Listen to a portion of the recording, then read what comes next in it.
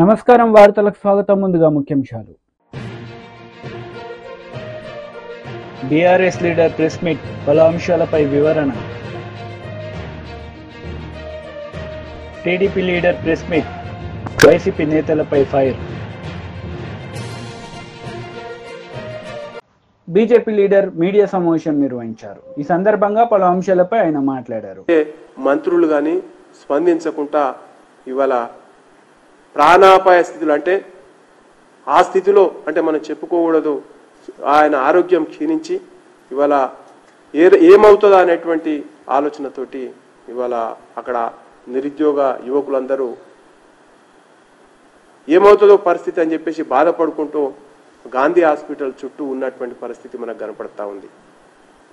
నువ్వు నిరుద్యోగుల దగ్గరికి పోయేసి చిక్కడపల్లిలో కావచ్చు, లేకపోతే ఇంకొక అశోక్ నగర్లో వాళ్ళు ఉండే కోచింగ్ సెంటర్లకు పోయి మోకాళ్ళ మీద నిలబడి ఓట్లు అడుక్కున్నవే, ఇప్పుడు ఆ నిరుద్యోగుల్ని కనబడతలేరా?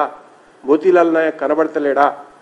మోతీలాల్ నాయక్ని మీరు అధికారులు కానీ, లేకపోతే ముఖ్యమంత్రి, లేకపోతే మంత్రులు బట్టి విక్రమార్క అసెంబ్లీ సాక్షిగా చెప్పినావు, నువ్వన్నా వెళ్ళి అతని ప్రాణాలను రక్షించాలి అని చెప్పేసి మేము భారతీయ జనతా పార్టీగా యువమోర్చాగా డిమాండ్ చేస్తూ ఉన్నాం. మేము మోతీలాల్ నాయక్ని మేము కూడా ఉద్యమం చేద్దాం, అందరం కలిపి మీరు దీక్ష విరమించండి అని చెప్పేసి అతన్ని మేము రిక్వెస్ట్ చేస్తే, అన్న నా ప్రాణానికంటే ఎక్కువ 30 లక్షల మందికి ఉపయోగపడతా, కాబట్టి నేను ప్రభుత్వం దిగొచ్చేంత వరకు కూడా నేను చేయనని చెప్పేసి భీష్మించుకున్నటువంటి పరిస్థితి ఇవాళ కనపడతా ఉంది. అంటే అధికారులకు ఇవాళ ఏ రకమైనటువంటి, ప్రభుత్వానికి ఏ రకమైనటువంటి నిరుద్యోగుల సమస్యల మీద చిత్తశుద్ధి లేదనేది ఇంతకంటే వేరే నిదర్శనంగా ఉండదని చెప్పేసి ఈ సందర్భంగా చెప్తా ఉన్నాం. కాబట్టి మేము మోతీలాల్ నాయకుని మీడియా ద్వారా కూడా రిక్వెస్ట్ చేస్తా ఉన్నాం, మీరు దీక్ష విరమించుకోండి, నిరుద్యోగుల పక్షాన భారతీయ జనతా పార్టీ, భారతీయ యువమోర్చా మీకు అండగా ఉంటామని చెప్పేసి మేము విజ్ఞప్తి చేస్తా ఉన్నాం. రేవంత్ రెడ్డి సర్కార్ మెడలు ఉంచైనా సరే మనం నిరుద్యోగ యువకులకు మేలు చేసి మనం ఖచ్చితంగా మనం కోరికలు సాధించుకుందామని చెప్పేసి మనం కోరుతా ఉన్నాం. దీంతో పాటుగా రేవంత్ రెడ్డి గారి సర్కారు మనకు అధికారంలోకి వచ్చిన వెంటనే ఏమన్నాడైనా, నిరుద్యోగ భృతి ఇస్తాడు, 4,000 రూపాయలు నిరుద్యోగ భృతి ఇస్తాడు. అది ఎక్కడ పోయిందో ఏమో, ఆయన ఆ భృతి ఆయన అసలు రేవంత్ రెడ్డి ఎందుకు మాట్లాడిండో, ఏం మాట్లాడిండో, మాట్లాడిండో సోయలేక మాట్లాడిండో తెలుస్తలేదు, కానీ ఆ భృతి గురించి ఆలోచన చేసినటువంటి పరిస్థితి లేదు, కనీసం కమిటీ వేసినటువంటి పరిస్థితి లేదు, వ్యయ ప్రయాసాలు ఎంత అయితే అనేటువంటి అడిగినటువంటి పరిస్థితి లేదు. ఏదో నోటుకు వచ్చినట్టు మాట్లాడేసి ఎన్నికలలో విజయం సాధించాలనేటువంటి ఒకే ఒక ఉద్దేశం తప్ప మరొకటి కాదని చెప్పేసి ఈ సందర్భం గుర్తు చేస్తా ఉన్నాం. ఇంకొక డిమాండ్ చెప్పిండు ఆయన, యువతకు అసలు ఇదే లేదరా నాయన అంటే ఇంకా గొప్పగా చెప్పి ఇంకా మాయ మాటలు చెప్పేసే ప్రయత్నం చేసిండు.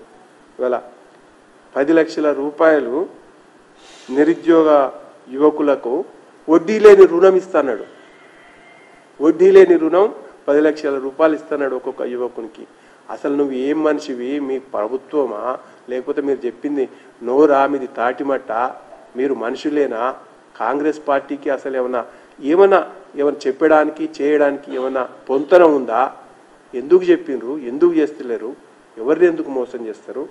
ఇవన్నిటి విషయాలలో మేము సీరియస్గా భారతీయ జనతా పార్టీ సీరియస్గా కొట్లాడడానికి సిద్ధమైంది.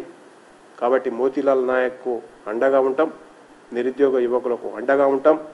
ఇవాళ ఒక పత్రికలో ఒక పతాక శీర్షిన వార్తలు వచ్చింది, కనీసం హాస్టల్స్లో university hostels, PG hostels, research scholars హాస్టల్స్లో కనీస సదుపాయాలు లేకుండా ఇవాళ మీ ప్రభుత్వం నడుపుతా ఉంది. చిన్న పనులు,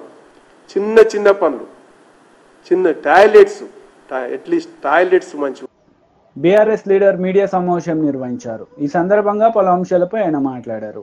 వచ్చిన ప్రభుత్వం ఇది కూడా వాళ్ళ ఖాతాలోనే వేసుకోవడం, ఒకవైపు ఫాక్స్కాన్, ఇంకోవైపు సీతారామ ప్రాజెక్ట్, ఇంకోవైపు రాహుల్ గాంధీ గారిని లీడర్ ఆఫ్ ఆపోజిషన్ చేసినామని చెప్పుకోవడం. నిన్న ఈ స్మార్ట్ సిటీస్, కేంద్ర ప్రభుత్వం స్మార్ట్ సిటీస్ ఎక్స్టెన్షన్ చేపట్టాలని అన్ని రాష్ట్రాలకు రాస్తూ వాళ్ళు ఒక నిర్ణయం తీసుకున్నారు. ఇది కూడా రేవంత్ రెడ్డి గారే చేపించారు అని వాళ్ళ కాంగ్రెస్ నాయకులు మాట్లాడడం. ఇక ప్రధానంగా ఈ రెండు సబ్జెక్టులు ఆల్రెడీ పాలాభిషేకాలు మొదలు పెట్టుకున్నారు. కంటోన్మెంట్ మర్జర్ విషయంలో రేవంత్ రెడ్డి గారే నరేంద్ర మోదీ గారిని ఒప్పించి కంటోన్మెంటు రాష్ట్ర ప్రభుత్వం మున్సిపాలిటీలో మర్జ్ అయ్యే విషయంగా వాటిని విలీనం చేసే నిర్ణయం కూడా రేవంత్ రెడ్డి గారే తీసుకున్నారని. ఇది 4 జనవరి 2023 కేసీఆర్ గారి ప్రభుత్వంలో కంటోన్మెంట్ బోర్డు విలీనం కోసం వేసిన కమిటీలో 8 సభ్యులతోని చేసిన కమిటీలో అందులో గత ప్రభుత్వం కేసీఆర్ గారి ప్రభుత్వంలో MAUD శాఖ సెక్రటరీని అంటే కేటీఆర్ గారు మంత్రిగా ఉన్నప్పుడు ఆ శాఖకు సంబంధించిన కార్యదర్శిని కూడా ఈ కమిటీలో వేశారు. ఇందులో చాలా స్పష్టంగా ఉన్నది 23 మే 2022లోనే అప్పటి ముఖ్యమంత్రి కేసీఆర్ గారు కంటోన్మెంట్ బోర్డును రాష్ట్ర ప్రభుత్వంలో విలీనం చేయాలి అని సూత్రప్రాయంగా ఒప్పుకున్నట్టు కేంద్ర ప్రభుత్వానికి రాసించినట్టు ఈ లేఖలో ఉన్నది. కానీ రేవంత్ రెడ్డి గారు కాంగ్రెస్ ఖాతాలకు వేసుకుంటున్నది. పాలాభిషేకాలు మొత్తం మేమే చేసుకుని వచ్చినాం. విచిత్రం ఏంటంటే దేశవ్యాప్తంగా తీసుకున్న నిర్ణయం అది. దేశవ్యాప్తంగా మొన్న 28 జూన్ నాడు కేంద్ర ప్రభుత్వం అన్ని కంటోన్మెంట్ బోర్డ్స్ను విలీనం చేయాలి అనేది వాళ్ళు తీసుకున్న ఆలోచన. దానికోసం రాష్ట్ర ప్రభుత్వాలను అడిగితే దానికోసం ఒకసారి కాదు 2 సార్లు కాదు ఇంతమంది రక్షణ శాఖ మంత్రులను కేటీఆర్ గారు వెళ్ళి కలిసి పర్సనల్గా మోదీ గారి ప్రభుత్వంలో సుష్మా స్వరాజ్ స్వర్గీయులు సుష్మా స్వరాజ్ గారి నుంచి మొదలుపెట్టుకుంటే స్వర్గీయులు మనోహర్ పారేకర్ గారు, ఆ తర్వాత అరుణ్ జైట్లీ గారు, నిర్మలా సీతారామన్ గారిని కూడా కలిసి, రాజ్నాథ్ సింగ్ గారిని కూడా కలిసి ఎన్నోసార్లు మరి రక్షణ శాఖ భూములు విలీనం వీటన్నిటి విషయం మీద కూడా కేటీఆర్ గారు దశాబ్ది మొత్తం కూడా పోరాటం చేసి ఆ తర్వాత ఆ కమిటీలో కూడా భాగస్వాములయ్యి ఈ విలీనం కోసం కమిటీలో మొత్తం ఆ మ్యాప్ కానివ్వండి, ఏ భూములు ఉన్నాయి రాష్ట్ర ప్రభుత్వానికి చెందినవి, అందులో పేదవాళ్లకు రావాల్సినవి. మరి రేవంత్ రెడ్డి గారి పాత్ర ఏంటిది? రేవంత్ రెడ్డి గారి పాత్ర ఈ డాక్యుమెంట్తో తెలుస్తున్నది. సికింద్రాబాద్ కంటోన్మెంట్ బోర్డులో రక్షణ శాఖ భూములు సామాన్యుల కోసము స్పెషల్ కంటోన్మెంట్ బోర్డు ఒక సమావేశం పెట్టి తీర్మానం తీసుకున్నది ఆ రక్షణ శాఖ భూముల కోసం. అప్పుడు రేవంత్ రెడ్డి గారు మెంబర్ ఆఫ్ పార్లమెంట్ 11 ఆగస్టు 2023న ఈ ప్రత్యేక సమావేశంలో తీసుకున్న తీర్మానంలో రేవంత్ రెడ్డి గారు హాజరు కాలేదు అనేసి మినిట్స్ ఆఫ్ ద మీటింగ్ చాలా స్పష్టంగా చెప్తున్నది. ఫస్ట్ బ్రిగేడియర్ సోమశంకర్ గారు president of cantonment board, number 2 cantonment board CEO, number 3 cantonment board nominated సభ్యుడు, ఆ తర్వాత 4 ఎందుకంటే అప్పుడు ఎమ్మెల్యే సాయన్న గారు లేరు కాబట్టి స్పెషల్ ఇన్వైటీగా member of parliament Revanth Reddy గారు దీనికి వారిని ఆహ్వానిస్తే honourable member of parliament has not attended the meeting చాలా స్పష్టంగా మినిట్స్ ఆఫ్ ద మీటింగ్లో ఉన్నది. ఇది రేవంత్ రెడ్డి గారి పాత్ర.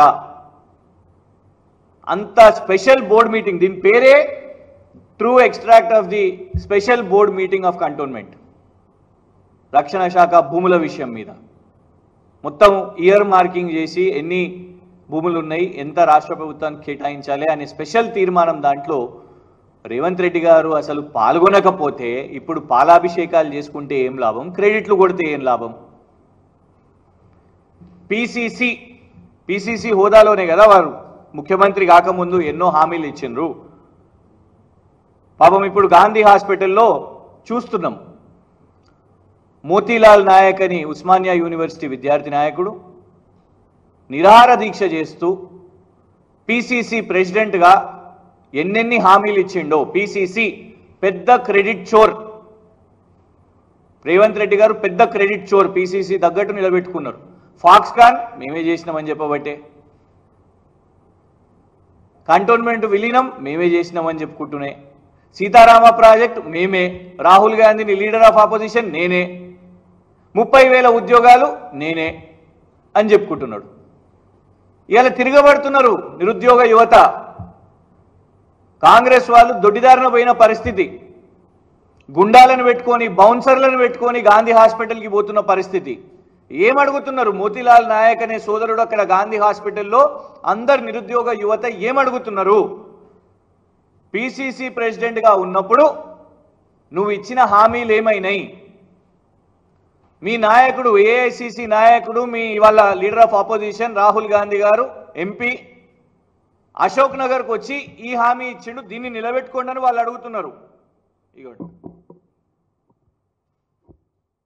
కాంగ్రెస్ నేతలు మీడియా సమావేశం నిర్వహించారు. ఈ సందర్భంగా పలు అంశాలపై వారు మాట్లాడారు. దాన్ని 40%కి కుదిస్తామని చెప్పి మాట ఇవ్వడం జరిగింది. ఓసీలకి 50% ఉన్నదాన్ని 45%కి కుదిస్తామని చెప్పి మాట ఇవ్వడం జరిగింది. మాట ఇచ్చిన విధంగా ఆ డిఎస్సిలో కూడా అమెండ్మెంట్స్ తీసుకొని వచ్చి ఏదైతే 45% ఉన్నదాన్ని 40%కి తగ్గించడం జరిగింది. 50% ఉన్నదాన్ని 45%కి తగ్గించడం జరిగింది. దానితో పాటు అన్న టెట్ ఏదైతే ఎగ్జామ్ ఏదైతే చాలా కష్టంగా ఉండే పేపర్ మరొకసారి టెట్ నిర్వహించాలన్న సుమారు 4 లక్షల మంది టెట్ ఎగ్జామ్ కోసం వెయిట్ చేస్తున్నారని చెప్పి రిక్వెస్ట్ చేస్తే తక్షణమే ఆ రోజు ముఖ్యమంత్రి గారు స్పందించి ఆ రోజు కూడా ఒక సోదరులు ఈ రకంగానే దీక్ష చేస్తే ఆ దీక్ష దగ్గరికి వెళ్ళి వారికి భరోసా కల్పించి వారికి ఆ రోజు నిమ్మరసం తాగిపించి తప్పనిసరిగా టెట్ని నిర్వహిస్తామని చెప్పి ప్రభుత్వం ఇమీడియట్ గా టెట్ పైన కూడా స్పష్టత ఇచ్చి టెట్ ఎగ్జామ్ ని కూడా నిర్వహించడం జరిగింది. అది ప్రభుత్వం చిత్తశుద్ధి. దాని తర్వాత టెట్ లో క్వాలిఫై అయిన 25,000 మంది ఏదైతే కొత్త యువకులు ఉన్నారో వాళ్ళకి ఎగ్జామినేషన్ డిఎస్సి అప్లై చేసుకోనికి ఫీజుని తీసుకోకుండా ఫ్రీగా అప్లికేషన్ పెట్టుకుంటే ఎగ్జామినేషన్ ఫీజు ఏదైతే లేకుండా అప్లై చేసుకోవచ్చు అని ఏదైతే మేనిఫెస్టోలో పెట్టినామో చెప్పిన విధంగా ఆ యువకులకి ఎగ్జామినేషన్ ఫీజు లేకుండా డిఎస్సి అప్లికేషన్స్ కూడా అర్హత అనేది కల్పించడం జరిగింది.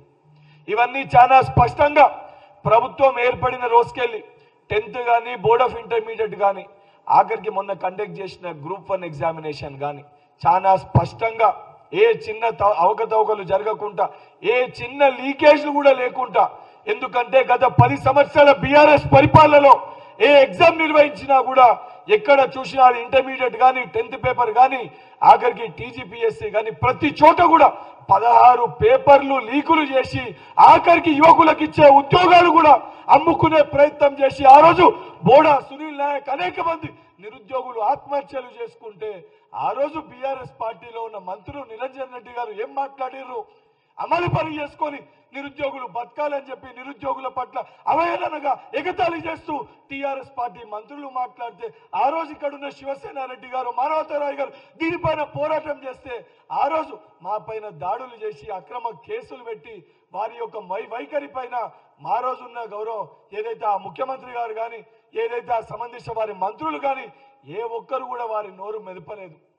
ఈ ప్రతి అంశం పైన ఏదైతే సంబంధించి ఆ రోజు తెలంగాణ ఉద్యమ సమయంలో ప్రతి ఒక్క యువకులని ఏదైతే వాళ్ళు ఆత్మహత్యలు చేసుకునే విధంగా రెచ్చగొట్టి పాపము వారి పైన కిరసనాయిలు పోసుకుంటే ఆ రోజున్న మా యువకులకేమో అగ్గిపెట్టెలు దొరికినాయి, కానీ హరీష్ రావు గారికేమో కిరోసిన్ పోసుకుంటే ఆయనకి అగ్గిపెట్ట దొరకలేదు. ఆ రోజు తెలంగాణ ఏర్పాటు కోసము విద్యార్థుల యువకుల జీవితాల ప్రాణాలతోటి చెలగాటమాడి 10 సంవత్సరాలు మీరు రాజభోగం అనుభవించిన 10 సంవత్సరాలు హరీష్ రావు సూటిగా నిన్ను ప్రశ్నిస్తున్నా, నీ 10 సంవత్సరాల పరిపాలనలో ఒక్క గ్రూప్ 1 ఎగ్జామ్ అన్నా సక్రమంగా నిర్వహించగలిగినవా? ఒక్క గ్రూప్ 1 ఉద్యోగం అన్నా నువ్వు ఇవ్వగలిగినవా? కనీసం ఏ రోజన్నా యువకులు నీ దగ్గరకు వస్తే కనీసం వారి పక్షాన మాట్లాడగలిగినవా? ఆఖరికి టైపిస్ట్ పోస్టుల విషయంలో వినోద్ రావు మీరు కొంతమంది కలిసి ఉద్దేశపూర్వకంగా టైపిస్ట్లని లేకుండా టైపిస్ట్ల పోస్టులని తీసేసి వాళ్ళ జీవితాలతోటి చెలగాటం ఆడుకున్న మాట వాస్తవమా కాదా? జియో 46 అంశం పైన పరిష్కరించాలని చెప్పి మేము మొత్తుకుంటే ఉద్దేశపూర్వకంగా ఎలక్షన్ కోడ్ రాక 3 రోజుల ముందు సెలక్షన్ లిస్ట్ పెట్టేసి విద్యార్థుల మధ్యలో చిచ్చు పెట్టిన విషయం వాస్తవమా కాదా? నువ్వు సమాధానం చెప్పాలి. 2018లో ఏదైతే ఆర్ఎస్ ప్రవీణ్ కుమార్ గారు రిలింక్విష్మెంట్ తీసేసి ఈరోజు ఈ డౌన్ లిస్ట్ కానీ ఏదైతే బ్యాక్లాగ్ పోస్టుల భర్తీ కాకుండా ఈ రిలింక్విష్మెంట్ ఆప్షన్ ని తొలగించింది. ఆ రోజు దీనికి సంబంధించి తొలగించాలని చెప్పింది మీరా కాదా ఆర్ఎస్ ప్రవీణ్ కుమార్ గారు మాట్లాడాలి. ఇవన్నీ అంశాలని పరిష్కరించాలని చెప్పి మేము కానీ నిరుద్యోగులు కానీ ఈ అంశాలకు సంబంధించి సెక్రటేరియట్ దగ్గర కానీ వచ్చి మేము మాట్లాడే ప్రయత్నం చేస్తే మా అందరి పైన నిరుద్యోగుల పైన అక్రమ కేసులు పెట్టిన విషయాలు వాస్తవమా కాదా ఒక్కసారి నువ్వు దీనిపైన సమాధానం చెప్పాలి. ఆఖరికి శాంతియుతంగా ధర్నా చౌక్లో మా సమస్యల్ని మా బాధల్ని ప్రభుత్వ దృష్టికి తీసుకొని వెళ్ళి ప్రజాక్షేత్రంలో ప్రజలకి తెలియజేయాలని చెప్పి మేము ప్రయత్నిస్తే ధర్నా చౌక్లో కూడా పర్మిషన్ ఇవ్వకుండా ఇంటి దగ్గరనే ముందస్తు అరెస్టులు చేసి అక్రమ కేసులు పెట్టి జైల్లో పెట్టిన విషయాలు వాస్తవమా కాదా ఆలోచించాలి.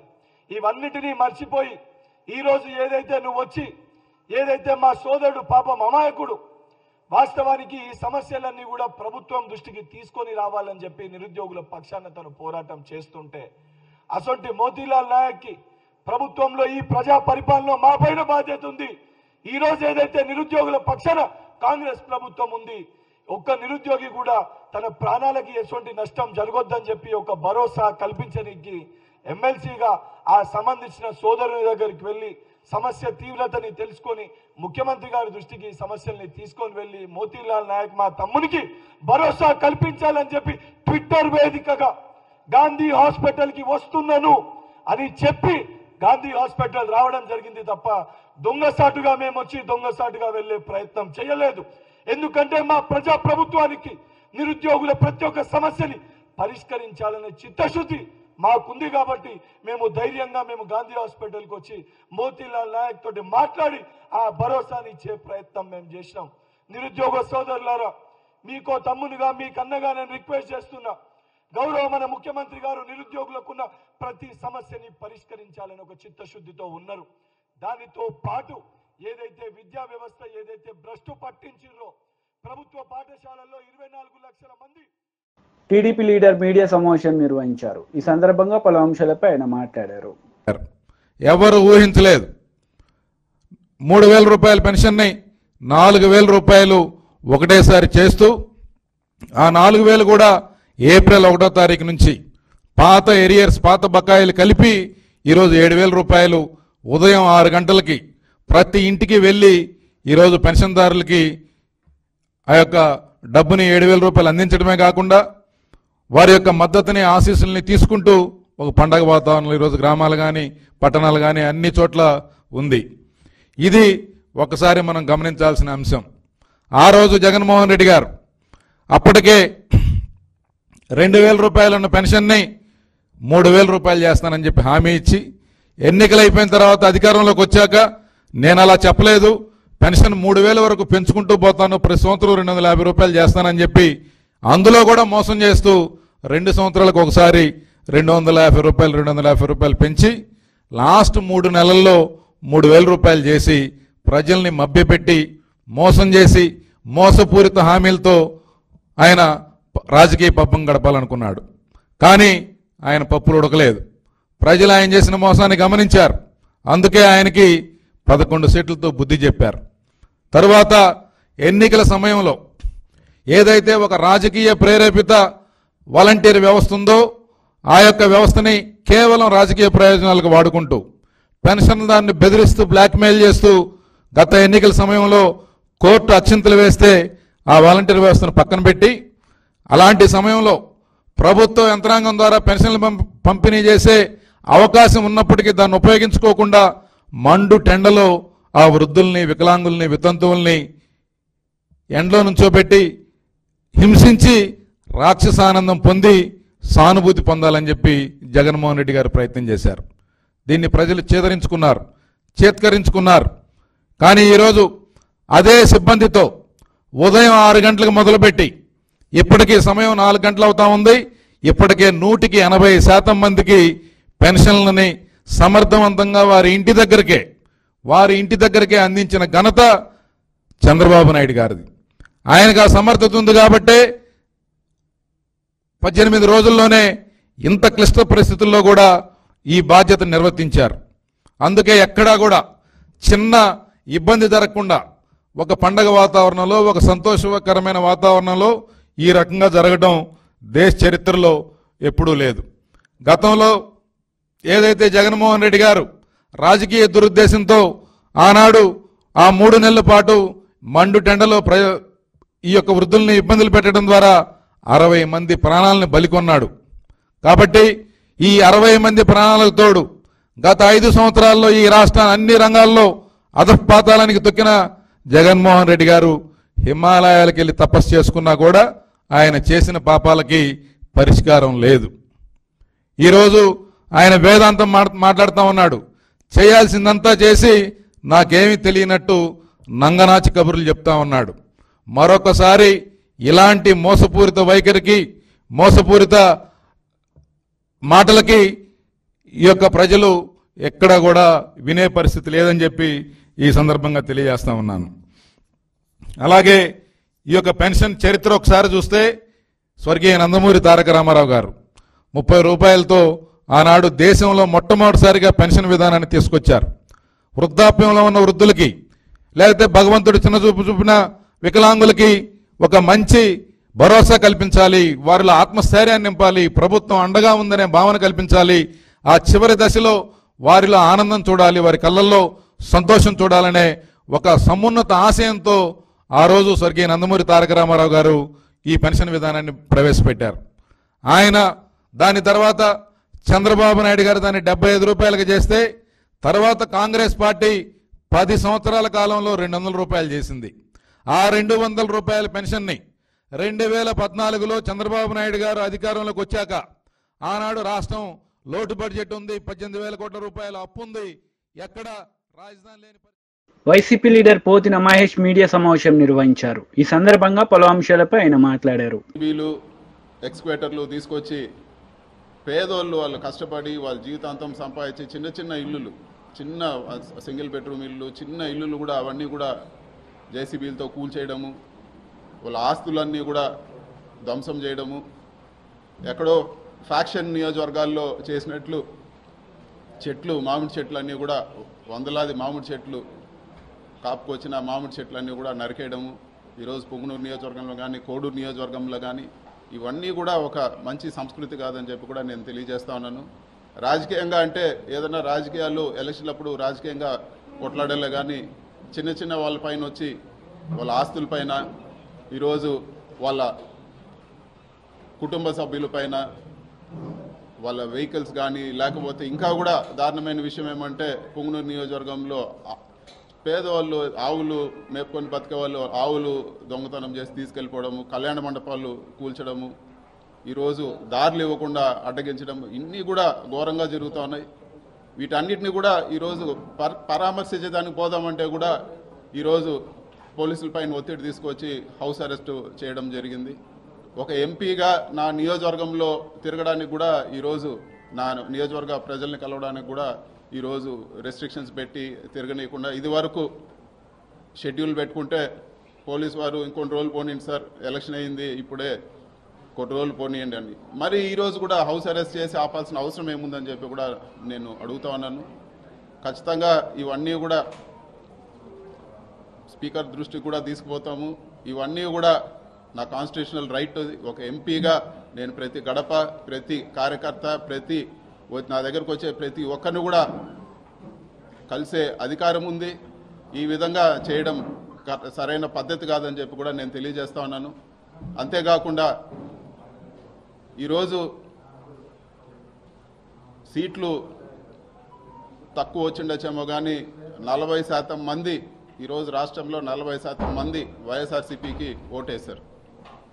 అంటే ఈ 40% మందిని రాష్ట్రం నుంచి పంపించేస్తారా? ఈ 40% మంది ఓటేసిన వాళ్ళందరిపైన మీరు దాడులు చేస్తారని చెప్పి కూడా నేను అడుగుతాను. ఇది సరైన పద్ధతి కాదు, ఇది సరైన పద్ధతి కాదు.